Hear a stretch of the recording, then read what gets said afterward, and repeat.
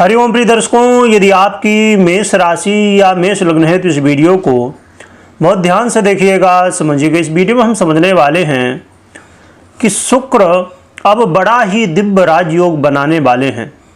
शुक्र अब अपना राशि परिवर्तन करने जा रहे हैं। शुक्र का ये राशि परिवर्तन बहुत ही महत्वपूर्ण है, क्योंकि शुक्र अब स्वयं की राशि वृषभ राशि में गोचर करेंगे।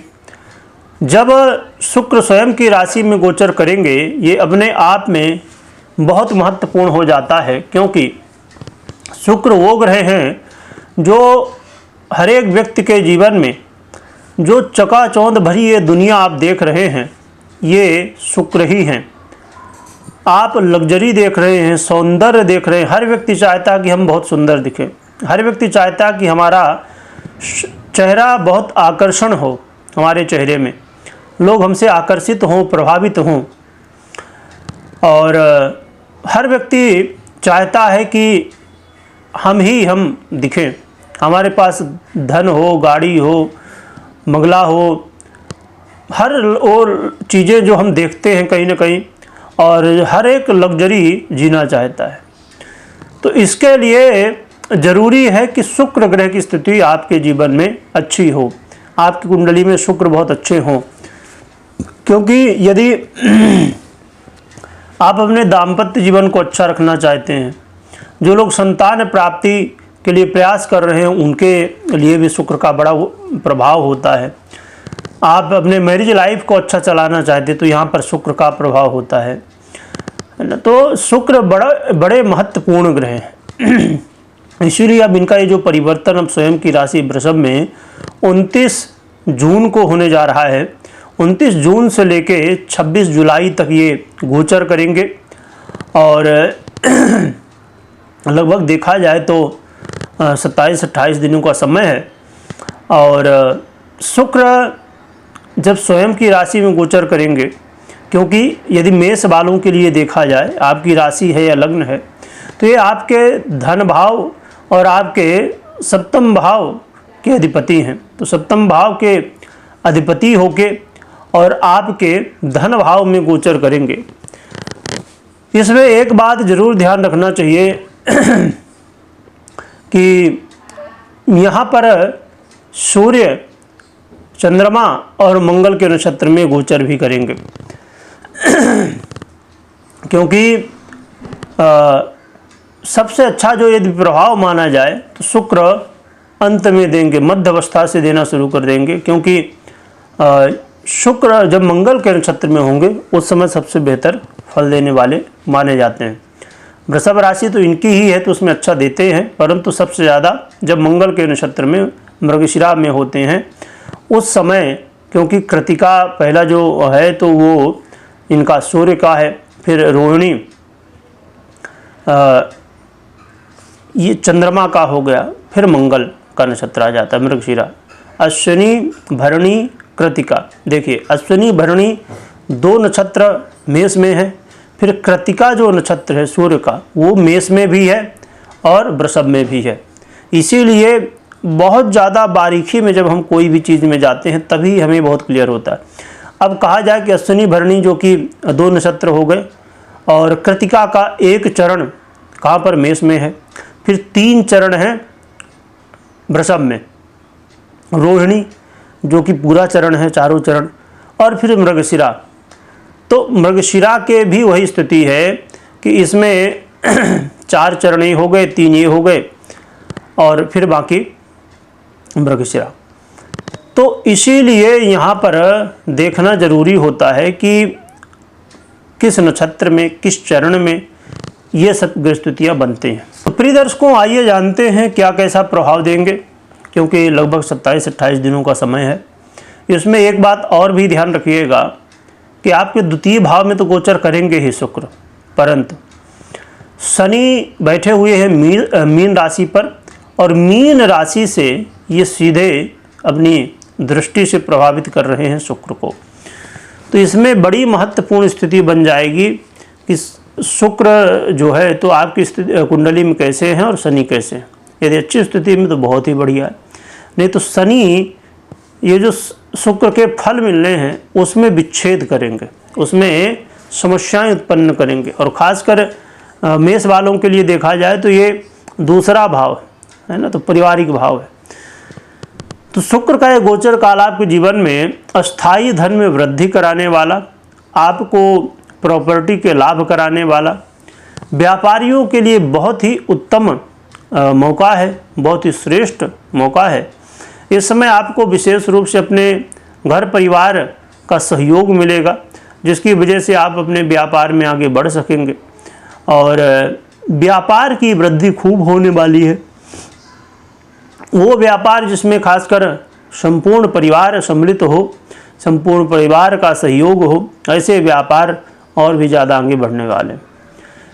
व्यापारियों के लिए विशेष रूप से लाभ की स्थितियां और अस्थायी रूप से लाभ की स्थितियां, यानी कि अब देखा जाए कि व्यापार में कई बार क्या होता है कि समझिए कि एक कोई दुकान है ना, कपड़े की दुकान है, तो उसमें एक कोई ग्राहक आया, सामान लिया और चला गया। परंतु एक ऐसा ग्राहक आया जो एक बार तो लिया ही, वो बार बार आपके यहाँ से भी जब भी कपड़े की ज़रूरत होती है तो आपके यहाँ जो मिलते हैं तो वो बार बार आपके यहाँ ही आता है। तो ये जो समय है वो अस्थायी धन लाभ कराएगा, जिससे आपको ऐसे ही कुछ लाभ होंगे जो लंबे समय तक इससे आपको लाभ मिलता रहे, आपके व्यापार में वृद्धि होता रहे। इसीलिए ये समय बड़ा महत्वपूर्ण है। और रही बात की जो राजयोग है, मालव्य नामक राजयोग, ये मेष वालों के लिए नहीं बन रहा, परंतु फिर भी ये मालव्य से बहुत कम मत समझिए, क्योंकि जब सप्तमेश दूसरे भाव में आ जाए तो व्यापारियों के लिए बड़ा श्रेष्ठ अवसर हो जाता है। और आपके जीवन में आपके धर्म पत्नी का बहुत बड़ा रोल हो जाएगा। आपके दाम्पत्य जीवन में, मैरिज लाइफ में यदि किसी तरह की प्रॉब्लम चल रही थी, स्ट्रगल चल रहा था, तो ये समय है सुधार का, ये समय है समझदारी के साथ उन स्थितियों को संभालने का और फिर उन्हें सुलझाने का। तो बहुत ही अच्छा है। और वैसे तो मुख्य रूप से अन्य सारी ग्रह स्थितियाँ देखनी होती हैं विवाह के लिए, परंतु वर्तमान में ये जो शुक्र का गोचर काल है, यदि शुक्र की तरफ से कोई प्रॉब्लम आ रही थी तो शुक्र से संबंधित प्रॉब्लम खत्म होंगी और विवाह होने की संभावनाएं बढ़ेंगी। क्योंकि द्वितीय भाव, वैसे तो मुख्य रूप से सप्तम भाव का प्रभाव देखा जाता है दाम्पत्य जीवन के लिए, परंतु साथ में सूक्ष्मता में थोड़ा सा और यदि आप गहराई में जाना चाहते हैं तो फिर दूसरे भाव का भी यहाँ प्रभाव दाम्पत्य जीवन में देखने को मिलता है। इसीलिए आपके जीवन में जब शुक्र स्वयं आ गए हैं तो अब ये समय बड़ा अच्छा है। इसके अलावा शुक्र आपके अष्टम भाव से भी संबंध बनाएंगे, जिससे वो लोग जो लॉटरी, जुआ, सट्टा इत्यादि से संबंध रखते हैं, ऐसे लोगों को अचानक धन लाभ की स्थिति भी, और यह आपके जीवन में भी संभव है कि आपको जब लाभ हो किसी तरह का तो वो अचानक हो जाए, कोई प्लानिंग ना हो, कोई ऐसा न लगे कि हमने ऐसे सोचा था, जब हमने ऐसे प्लानिंग की थी, ऐसा किया था।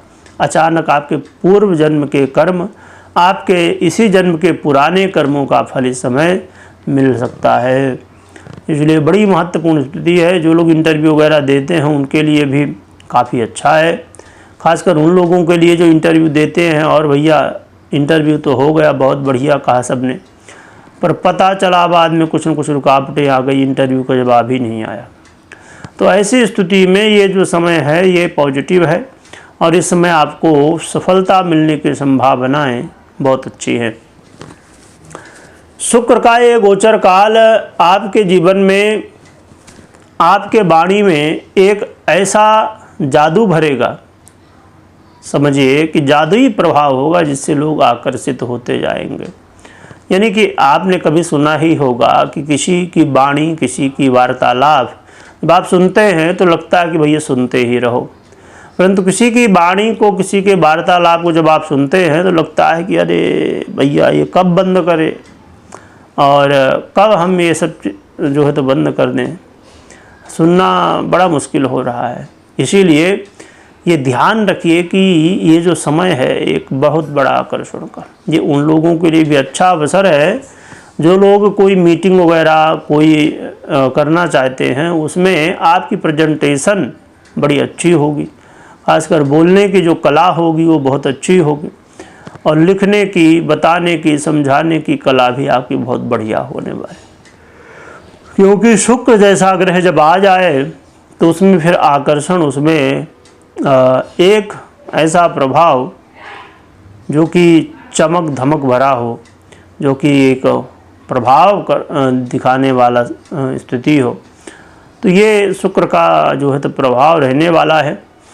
यहाँ पर ये विचार ज़रूर करिएगा, हमने इसीलिए पहले चर्चा की कि आप ज़रा विचार करिए कि कृतिका अब 2 नक्षत्रों 2 राशियों में आता है, और फिर रोहिणी को छोड़ दें, मृगशिरा की हम चर्चा करें यदि, तो मृगशिरा के भी यही हाल है भैया। 2 चरण तो इधर हैं वृषभ में, और बाकी फिर 2 चरण उधर मिथुन में।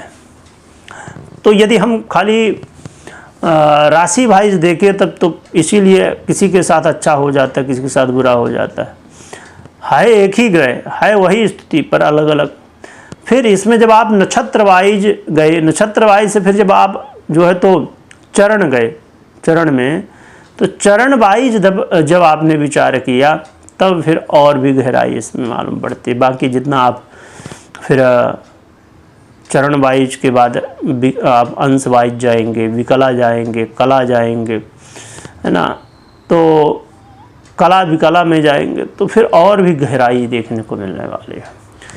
तो एक चीज़ और भी यहाँ पर थोड़ी सी चर्चा करते हैं जो कि इससे रिलेटेड नहीं है, ज्योतिष से रिलेटेड, पर ये चीज़ गहराई की है बहुत। जब आप कभी देखिए इसमें बड़ा आनंद आता है, क्योंकि जो ज्योतिष प्रेमी है उनको काफ़ी आनंद आ रहा होगा, जो नहीं है तो उनको लगेगा अरे ये क्यों बता रहे हो। आप कभी थोड़ा सा इसमें डीप में जाइए। जब कोई ग्रह की दृष्टि होती है किसी, अब जैसे शुक्र की दृष्टि अष्टम में होगी, अब जब आप दृष्टि में जाएंगे और देखेंगे कि शुक्र पहले कितने अंश में है, फिर कितने अंश में है, फिर कितने अंश में है, कभी कभी ग्रह अब समझिए कि 29 अंश में है या तो 30 अंश में है ना। तो इसमें जब आप जाएंगे तो उसकी दृष्टि लगभग दिखती तो अष्टम में है पर है नवम में, उसका प्रभाव नवम में ज़्यादा मिल रहा है, इधर 5-10% मिल रहा है अष्टम का। और जब आप इस गहराई में नहीं जाते और फिर आप फलादेश करते हैं तो उसमें फिर लगता कि अरे ज्योतिष झूठी है क्या, ज्योतिष में जो बताया गया कि दृष्टि का प्रभाव होगा तो नहीं होता क्या। तो बहुत जितना आप इसमें डीप में जाएंगे, या तो फिर आप और एडवांस में जाना है तो जो चक्र है जिससे संबंधित आप विचार कर रहे हैं उस चक्र में थोड़ा सा और डीप में चले जाइए। चक्र में फिर इस अंश वाइज देखिए, विकला वाइज देखिए, बहुत सटीकता आती है। तो काफ़ी आनंद आता है जब कुंडली विश्लेषण करना हो और इस तरह से आप विचार करें, जो कि इसमें समय बहुत लगता है और मेहनत भी बहुत होती, पर आनंद भी आता है। और ज्योतिष के ये जो फिर जब आप बताते हैं कि हाँ भैया ऐसा, तो वो सेम टू सेम निकलता है। जब लोग कुंडली विश्लेषण करवाते हैं, बात होती है, तो ये प्रश्न है आपका, हाँ यही प्रश्न है, तो बड़ा आनंद आता है। हमने एक चैनल दूसरा बनाया है जो कि चिंतामणि ज्योतिष ज्ञान के नाम से यूट्यूब में आपको मिल जाएगा, सर्च करेंगे या तो आपको डिस्क्रिप्शन में भी लिंक मिल जाएगी। तो उसमें हम ज्योतिष सीखते हैं, और सबसे बड़ी बात यह है कि लोग सीखना चाहते थे, बहुत लोग कह रहे थे कि हमको सीखना है। तो पर्सनली मेरा कोई कोर्स वगैरह तो नहीं, परंतु हमने सोचा कि वीडियो के माध्यम से ही, तो उससे क्या होगा कि जो सीखना चाहते वो सीखेंगे भी और हमारा भी रिवीजन होता रहेगा। तो प्रिय दर्शकों, इसीलिए मैं कहा करता हूँ कि कई बार हमको लगता है ना कि हम जैसा सुन रहे हो वैसा नहीं हो रहा। जब आप इस गहराई में जाएंगे ना ज्योतिष के, तो फिर मालूम पड़ता कि हाँ क्या है वास्तविकता। चलिए बात कर लेते हैं उपाय की। उपाय की बात करें तो उपाय के रूप में सबसे सरल है कि आप नित्य प्रति हाँ, ये चीज़ है कि कुछ लोगों के लिए, बहुत लोगों के लिए ना संभव हो ये इत्र वगैरह जो परफ्यूम लगाते हैं, तो यदि आप लगाएं तो बहुत अच्छा है। और किसी देवी की आराधना करिए जिनके प्रति भी आपका प्रेम हो, लक्ष्मी जी हो, माँ जगदम्बा हो, जिनके प्रति भी आपका प्रेम हो, तो उनकी आराधना करिए। इससे आपके जीवन में और अच्छे परिणाम देखने को मिलने वाले हैं। बाकी मैं हमेशा कहा करता हूँ, फिर से कह दूँ कि कभी भी कोई भी निर्णय यदि आप लेना चाहते हैं तो मात्र आप गोचर के आधार पर निर्णय मत लीजिएगा। आपको अपनी पर्सनल कुंडली का विश्लेषण करना चाहिए या तो करवाना चाहिए, इसके बाद ही निर्णय लेना चाहिए। क्योंकि देखिए, ज़रा विचार करिए, हमने बात की अभी सटीकता की, तो जितना आप सटीकता में जाएंगे उतना ही चीज़ें ठीक ठाक दिखेंगी, नहीं तो कुछ कभी होगा कभी नहीं होगा, ऐसा फिर यदि आप मात्र गोचर के आधार पर। इसलिए कभी भी कोई निर्णय आपको लेना है ना, वो तो अब रही बात कि डेली रूटीन में तो कुछ ना कुछ चलता ही रहता है, परंतु कोई अब जैसे बड़ा निर्णय लेना है तो उसमें आपको एक बार कुंडली चेक करनी चाहिए, इसके बाद फिर आगे बढ़ना चाहिए। तो ये चीज़ों का आप ध्यान रखें। वीडियो देखने के लिए बहुत बहुत धन्यवाद।